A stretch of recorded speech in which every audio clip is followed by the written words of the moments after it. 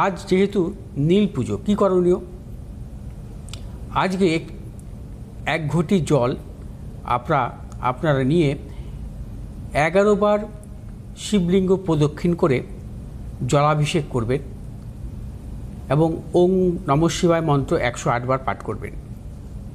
যাদের শনি সংক্রান্ত সমস্যা আছে, শনি নিচস্থ দশা চলছে বা নিচস্থ শনির অন্তর্দশা চলছে বা শনি সাড়ে সাতি, শনির ধাইয়া, নানা রকম সমস্যায় ভুগছেন, তাদেরকে বলবো যে তিল, তেল, একটি কাঁচা আম আপনারা কিন্তু আজকে শিবলিঙ্গে অর্পণ করবেন এবং জলাভিষেক করবেন। সেক্ষেত্রে অত্যন্ত শুভ ফল পাবেন।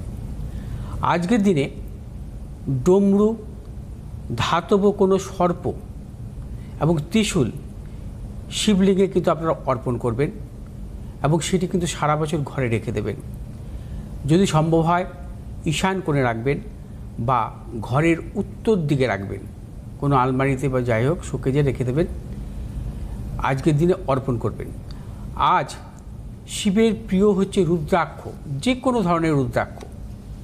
আপনারা আজকে কাঁচা দুধ সহযোগে শিবলিঙ্গে কিন্তু অভিষেক করবেন এই রুদ্রাক্ষ, এবং এই রুদ্রাক্ষটা আপনি ঘরে রেখে দেবেন।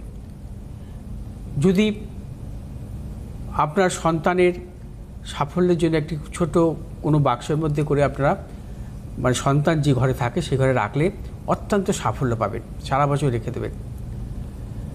আজ হচ্ছে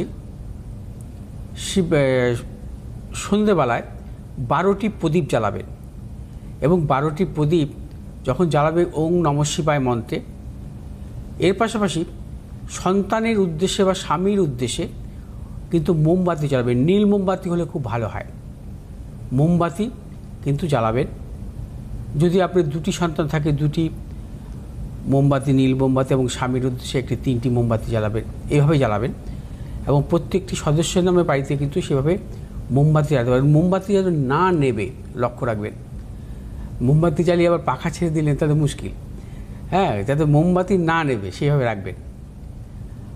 আজকে জলাভিষেক যখন হবে শিবের, ওই জলাভিষেকের জল একটি পাত্রে ঈশান কোণে রেখে দেবেন।